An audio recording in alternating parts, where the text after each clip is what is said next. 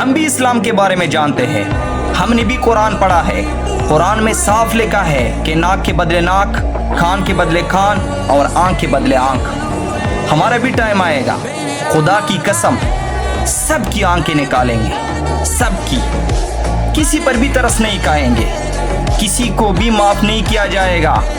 आपने जितना जुल्म करना था आप कर चुके, एक एक पाई का हिसाब करेंगे, एक एक पाई का। किसी को भी माफ नहीं किया जाएगा, किसी पर भी तरस नहीं खाएंगे।